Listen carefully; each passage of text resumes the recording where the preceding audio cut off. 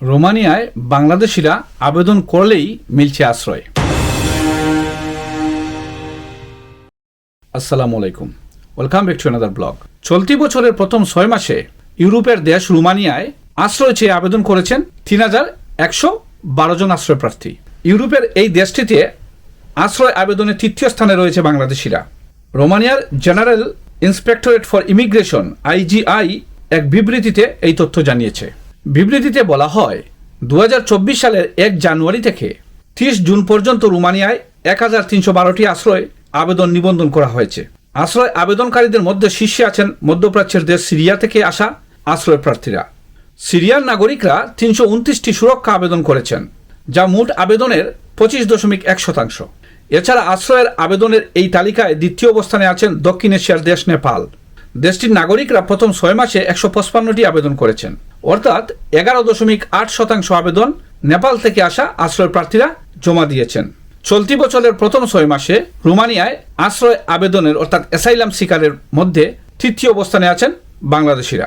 ওই সময় 113টি আবেদন করেন বাংলাদেশ থেকে আসা আশ্রয় প্রার্থীরা, যা মোট আবেদনের 8.6%। রোমানিয়ার কর্তৃপক্ষ বলছে, বছরের প্রথম 6 মাসে সবচেয়ে বেশি আন্তর্জাতিক সুরক্ষার আবেদন জমা হয়েছে হাঙ্গেরি সীমান্তবর্তী থিমিসোয়ারা শহরে। এরপরই আছে রাজধানী বুকারেস্ট এবং গিউরগিউ শহর। রোমানিয়ার বিভিন্ন আশ্রয় কেন্দ্রে মোট 1100 জন আশ্রয় প্রার্থীকে রাখার সক্ষমতা রয়েছে। এসব স্থান ছাড়াও আঞ্চলিক কর্তৃপক্ষের আওতায় আরও 300টি স্থান এবং ইউরোপীয় ইউনিয়ন এজেন্সি ফর অ্যাসাইলামের মাধ্যমে 71টি কন্টেনারে অস্থায়ী আশ্রয় কেন্দ্রের ব্যবস্থা করা হয়েছে। রোমানিয়ায় বৈধ ভিসা নিয়ে আসা ব্যক্তিরা অথবা অনিয়মিত অভিবাসীরা চাইলে আশ্রয় আবেদন করতে পারেন। তবে দেশটিতে দক্ষিণ এশিয়ার দেশগুলো থেকে এসে শরণার্থীর মর্যাদা পাওয়ার হার একেবারেই কম।